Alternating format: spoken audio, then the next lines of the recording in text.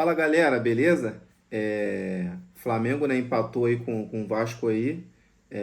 Perdemos muitas oportunidades, né? Não saiu o resultado que a gente gostaria que fosse, mas é isso, né? O goleiro deles também é, virou um Neuer, né?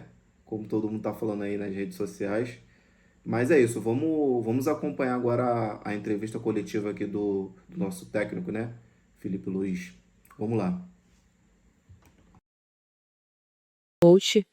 É, a gente vem acompanhando um pouco do Flamengo, o último jogo, 6-0, que traz muita confiança para os jogadores, não só para os jogadores, mas também para a comissão técnica no geral.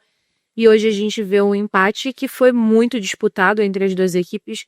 E eu queria saber um pouco de você, como controlar até esse excesso de confiança para que a atenção, o foco, e entendendo também que existe um adversário do outro lado do campo, para que isso continue sendo respeitado. Não que tenha sido desrespeitado, mas no sentido de levar totalmente a sério, né? Obrigada. Boa noite. Não vi em nenhum momento excesso de confiança. Aliás, eu prefiro o excesso de confiança que a falta de confiança, né? Mas em nenhum momento eu vi excesso de confiança, ao contrário, jogadores super intensos, querendo vencer em todo momento, acelerando as jogadas, tentando fazer um jogo para frente, vertical e Só uma pausa aqui rapidinho, galera. Eu também não concordo com a repórter. Eu achei que o Flamengo não entrou de salto alto, não entrou pensando que, já ganhei. Pelo contrário, eu acho que eles entraram focados, entraram determinados a ganhar o jogo, né? Mas nem sempre, né, é, o resultado sai como a gente gostaria. até pecando em excesso por isso, muitas das vezes, principalmente no primeiro tempo, mas fizemos um jogo onde tivemos o domínio total, o domínio das chances, tivemos a bola, colocamos o adversário onde a gente queria que ele tivesse, mas o adversário que está muito bem treinado, muito bem organizado. A gente vê que tem muitas coisas muito bem trabalhadas na fase defensiva do Vasco.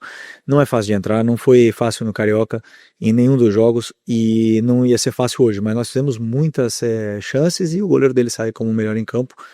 Portanto, esses dias acontecem, a gente tem que esquecer, deixar o resultado e olhar realmente o que foi feito. Acredito que a equipe fez um grande jogo, cometemos alguns erros sim, porque o adversário tem jogadores com muita qualidade, mas é, é, como eu falei, para mim, na minha opinião, fizemos um jogo onde merecemos mais. Felipe, aqui, Thiago Lima do GE. Eu queria te perguntar qual sensação você sai desse jogo? É um jogo onde o goleiro adversário sai com o melhor em campo. E no segundo tempo, com a dificuldade de entrar na área do Vasco, você não chegou a pensar em colocar o Luiz Araújo por conta da finalização, a boa finalização que ele tem de fora da área? Obrigado. Desculpa, no começo você falou o que? A pergunta? Do empate. Bom, não, claro que a gente esperava vencer um jogo. Entramos em todos os jogos para vencer, mas sabemos que o clássico nunca é fácil. Tem esse componente mental, né, e esse componente da torcida que mexe muito e fica esse jogo muito mais agressivo, muito mais intenso que os outros jogos. Mas então uma sensação sempre quando a gente não vence é uma sensação ruim, porque o Flamengo entra no campo para vencer todos os jogos. E da minha parte, principalmente, queria ter vencido, né? Mas e o outro foi do Luiz Araújo. Do Luiz Araújo, pois eu optei pelo Plata jogar uns minutos de 9 no lugar do Bruno. Aí depois, com a entrada do Pedro, eu passei o Plata para a posição natural dele e naquele momento, né, que o time fiquei com uma troca ainda para o final, mas eu entendi que o Alan ia me dar mais ritmo e velocidade de circulação, e mais também estabilidade na hora da perda da bola, né? Então na transição defensiva ele ia controlar melhor, entrava fresco, o Nico já vinha baixando um pouco o ritmo e optei por essa troca, mas a troca do Luiz era uma troca que eu tinha pensado no lugar do Arrasca, principalmente por isso, mas na hora que eu senti que o jogo podia sair das nossas mãos, eu optei pelo Alan para retomar o controle e tentar empurrar o Vasco para a área deles. Assim conseguimos, tivemos mais 2 chances aí no final, mas infelizmente o goleiro deles, Léo Jardim, fez grandes defesas. Felipe, boa noite. Boa noite. Aqui. Você mesmo acabou de mencionar que o Flamengo até criou mais que o Vasco, apesar do goleiro Agostinho Rossi também ter sido testado pelo ataque adversário. Mas, mais uma vez, né, o Flamengo tendo dificuldade para conseguir ser eficiente, né, conseguir converter as oportunidades em gol.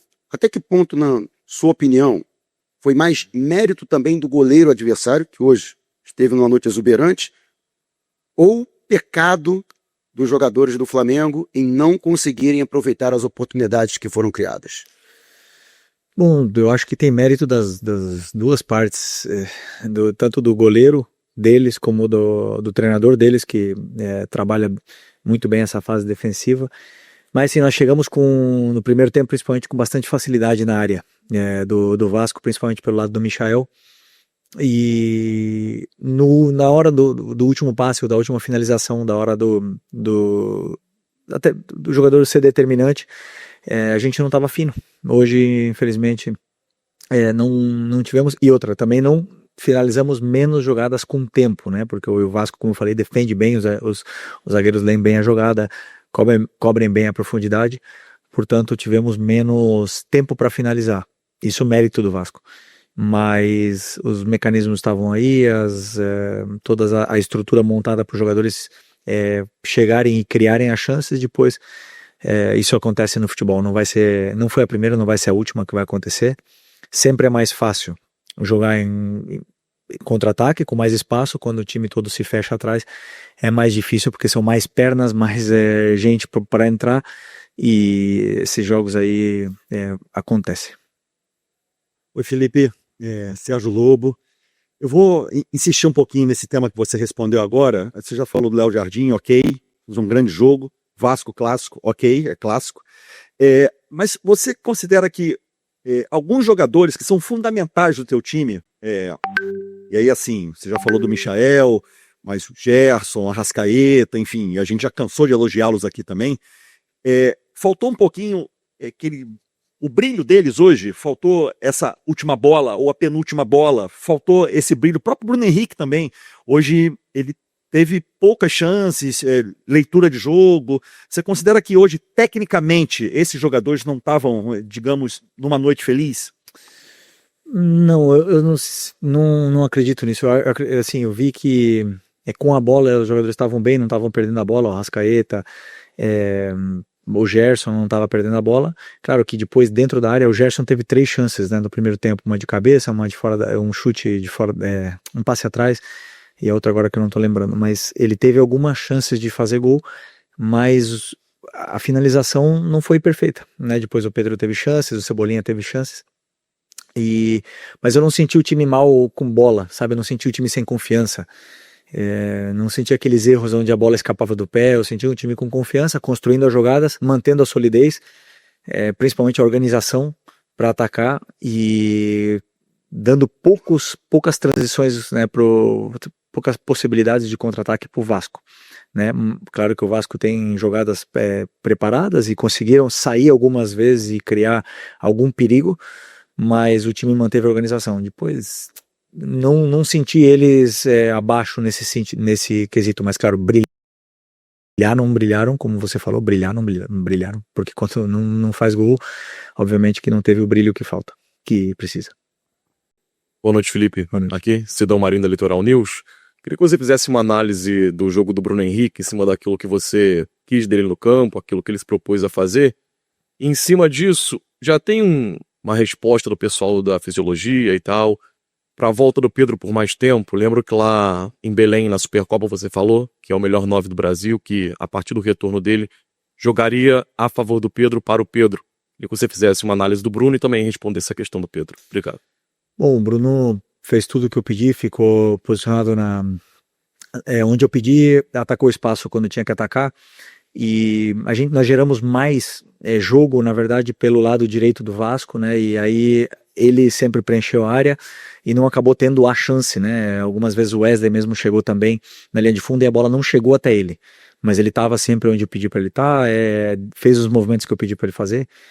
Portanto, quando um jogador faz tudo que o treinador pede para mim, independente de que tenha feito gol, o resultado acontecesse ou não, não importa. Eu gostei do jogo do Bruno. E sobre o Pedro, sempre que o melhor, o jogador determinante, o artilheiro, sei lá, a estrela do time está presente, o treinador ele tem que fazer o time girar em torno a isso. Né? O Pedro tem um perfil diferente do Juninho, um perfil diferente do Bruno e do Plata. Então, minha função é adaptar esse estilo dele, fazer outros mecanismos para que ele não precise fazer os mesmos movimentos que o Bruno ou que o Juninho, e que os outros jogadores façam para dar mais tempo para ele poder, para a gente poder explorar o que ele tem de melhor. A partir do momento que ele esteja no nível do jeito que ele estava antes de machucar, obviamente que o time vai jogar para ele, né? Então é um processo. Agora são 7 meses sem jogar. Eu acho que foi o terceiro jogo que ele acabou de entrar. Hoje entrou também acho que 30 minutos.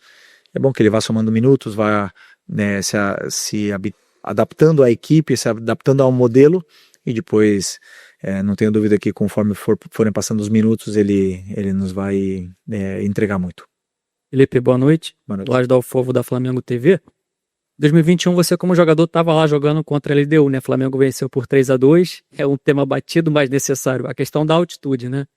Vai ser, se eu não me engano, a sua primeira experiência como técnico comandando um time na altitude, né? Com esse contratempo. Queria que você falasse para a torcida o que ela pode esperar do seu Flamengo nesse jogo-chave da Libertadores. Bom, eu não sou muito de dar recados para a torcida, né? Eu gosto de que o time fale dentro do campo. Vocês já me conhecem bem. Mas assim, nunca é fácil jogar na altitude. Sempre é difícil pressionar alto, porque os jogadores eles perdem o fôlego rápido e não recuperam. O problema da altitude é que você não recupera do esforço explosivo que você fez. Então, se o lateral sobe para atacar, ele não consegue voltar, né? Como aqui no nível do mar. Então, o jogador tem que dosar melhor o esforço para poder performar, né? Então, assim, vamos tentar fazer um jogo muito sólido a nível da fase defensiva e depois tentar controlar o jogo com a bola o máximo possível para tentar conquistar, fazer um grande jogo para poder vencer, que precisamos muito dessa vitória. Felipe, Isaac Andrade, do Flavoz. Você já falou bastante, explicou essa questão do jogo, da evolução do Flamengo, de entender a proposta do Vasco. O Vasco também veio com uma proposta bem interessante no primeiro tempo. O Flamengo foi evoluindo, superando ali a marcação do Vasco, e no último terço foi bem ofensivo, com mérito total do goleiro deles. Mas, entrando um pouquinho mais no detalhe, você acredita que entre esses 3 pontos, qual que de repente seria um dos motivos da explicação dessa questão do empate com o Vasco hoje? A tomada de decisão sua por conta de substituições ou dos atletas de escolher a melhor finalização ou melhor passe, a questão de movimentação ou a execução técnica do que já foi treinado? A segunda qual é? A movimentação. E a terceira? É a execução técnica. Pois se o Gerson faz o gol, se o Pedro faz o último gol, a gente não estaria falando dessa mesma maneira, né? Mas sempre que acontece alguma coisa de errado, eu fico com o número 1 treinador. Poderia ter feito mais. Felipe, ¿qué tal? Buenas noches. Te quería preguntar por Jordi de Arrascaeta. En los últimos partidos ha comenzado jugando por delante de los volantes, pero a la hora de recibir siempre se mueve hacia la izquierda o muchas veces cerca de la referencia de área. ¿Es una libertad que le das tú? ¿Está trabajado? Contame un poquito acerca de esa situación. Não, posso falar em português? Ou em espanhol? Se bem que para ti é melhor em espanhol. Português?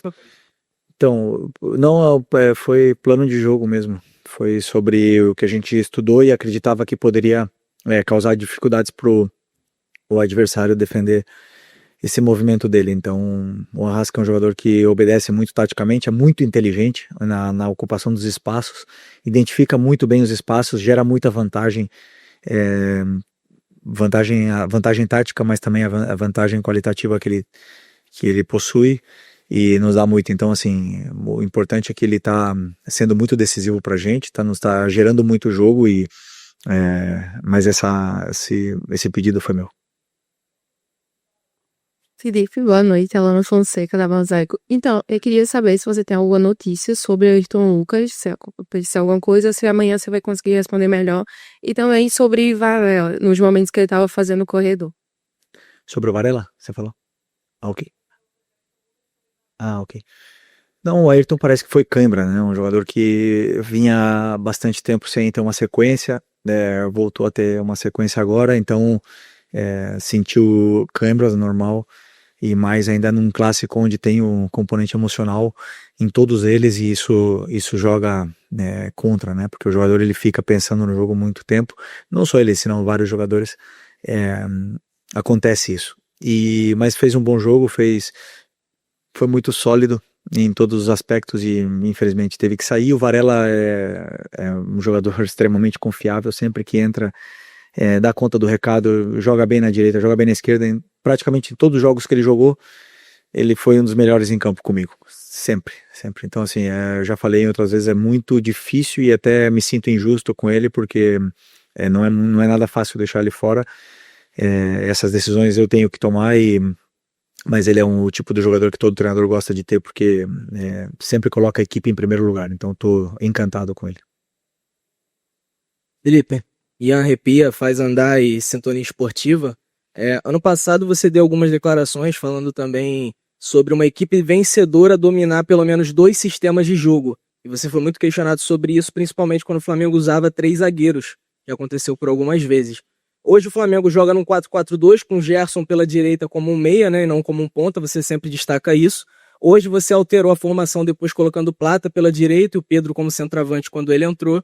E eu queria te perguntar se essa formação com 3 zagueiros pode voltar a aparecer, principalmente com essa volta do Danilo, que hoje ficou como opção, mas o Flamengo de repente jogar com o Léo Ortiz, Léo Pereira e Danilo, ou com a volta do Alexandro, também fazer esse zagueiro pela esquerda, e se a torcida pode esperar ver de novo esse sistema com 3 zagueiros. Sim, eu penso isso com toda a minha convicção do mundo. Penso que um time que briga por título tem que saber dominar 2 sistemas. A gente joga no 4-4-2, mas muitas das vezes a gente se transforma no 3-4-3. Então, já dentro do próprio jogo essa dinâmica existe, e esses mecanismos de compensação desse sistema, eles existem, né? E os jogadores entendem muito bem esse sistema. Do próprio jogo de hoje, aconteceram várias situações onde estávamos no 3-4-3 e o time criou essa vantagem posicional que queríamos. Com certeza é uma possibilidade que eu contemplo, usar os 3 zagueiros, Léo e Danilo, como também a possibilidade de usar em algum dos momentos algum lateral como zagueiro, ou tanto o Varela como o Alex, como o próprio Ayrton, e para fazer essa função e poder adaptar ela, né,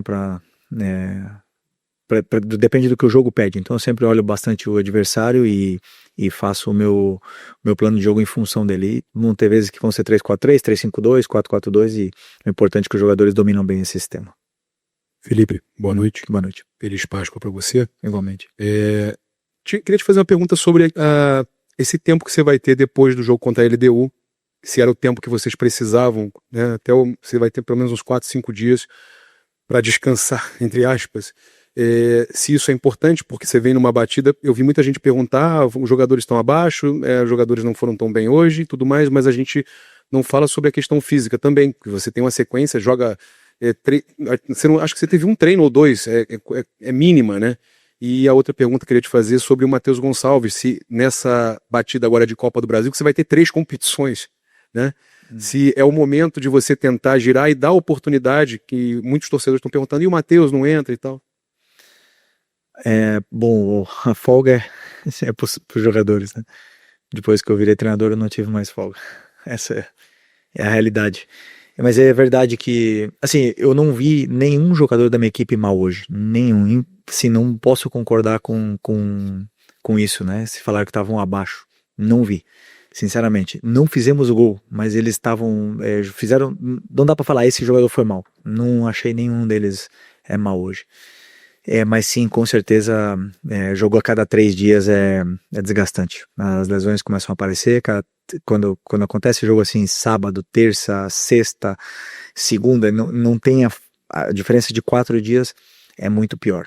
né? Porque o jogador que joga hoje recupera amanhã, mas depois da manhã, que é um dia de recuperação, já tem que ir para o campo para preparar o jogo. Então, a longo prazo é muito complicado, né? Mas é igual para todo mundo. Então a gente não pode reclamar, temos que nos adaptar a isso. Mas com certeza depois desse jogo da terça é só no domingo, né? Então teremos aí os jogadores terão um dia para poder recuperar, passar com a família e recarregar as energias que é importante para eles. A Copa desculpa, do Matheus Gonçalves, claro, com certeza é um jogador que eu conto com ele, nos últimos jogos não vem tendo minutos, mas é um jogador que tem um perfil, né, bem diferente dos outros jogadores que estão entrando, né? Como a gente está jogando com o meia, como o teu companheiro bem citou, que é o Gerson por dentro, tem o Plata, tem o Luiz Araújo que jogam aí também, e a concorrência é com eles, e nesse momento, primeiro que eu não estou achando o momento para colocá-lo, né, nessa mesma função que eles, pela concorrência que existe, e segundo porque eu vejo o Matheus também, talvez melhor versão dele fosse aberto, né, na ponta direita, e nesse momento estamos jogando sem o ponta aberto, porque o Wesley ocupa esse corredor, mas em algum momento com certeza eu posso utilizá-lo aí, e eu sei que ele tem muita qualidade, que pode render muito pra gente ainda. Felipe, Raíza Simplício da Go Brasil e da revista Placar. Você falou sobre o jogo de hoje, que na tua opinião ninguém foi mal, que todo mundo fez o que você pediu e tal. Mas nos últimos jogos, e você conhece a torcida do Flamengo, sabe como é, tem uma galerinha pegando no pé do Michael, dizendo que ele tem pecado bastante na tomada de decisão. Eu queria que você falasse um pouco sobre isso, como é que você vê essa situação e como é que faz, né, para o jogador, no meio de uma temporada, evoluir assim nesse quesito ou ajustar essas coisas. Bom, primeiro o que a torcida pede e que o próprio Zico fala, né, que é raça. Isso é o que todo mundo pede, quando não dá na bola, vai na raça. E o Michael faz isso mais do que ninguém. A entrega, o esforço que ele faz pela equipe, ninguém. Ele é assim, bota o corpo dele na disposição da equipe, ele corre para todo mundo. E isso a torcida valoriza, né? Depois, o refino com a bola, vão ter dias melhores, vão ter dias que o jogador não vai estar tão fino, não vai estar com tanta confiança.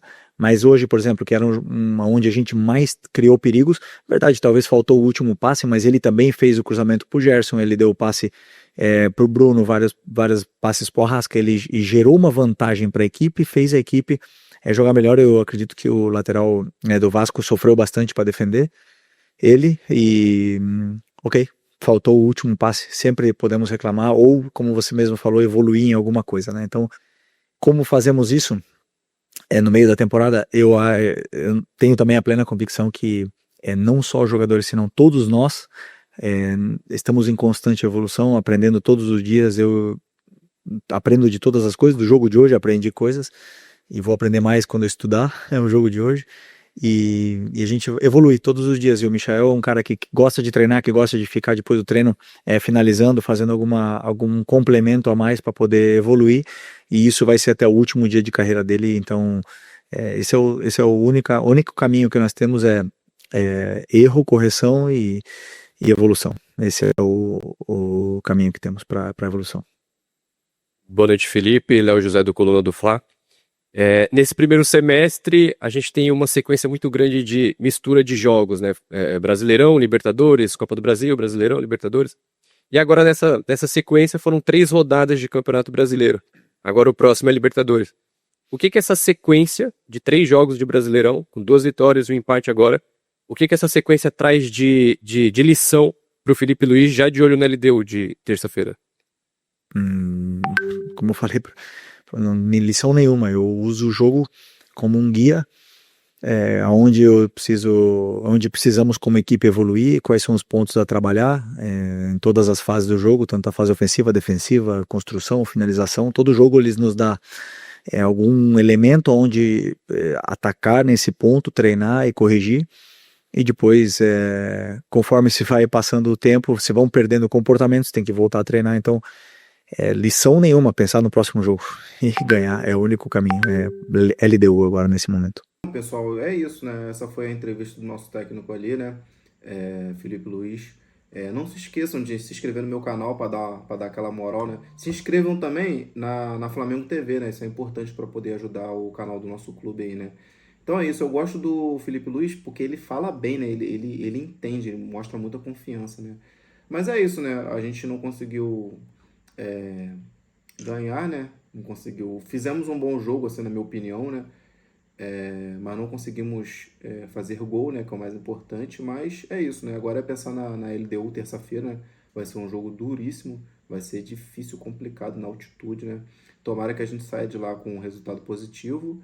E depois só no domingo, né? Brasileiro contra o Corinthians, né? Vai ser aqui no Maracanã, né? Outro jogo duro, mas também dá para Flamengo sair com um resultado positivo. Então é isso. Não se esqueça, deixa o like no vídeo e se inscreva no canal.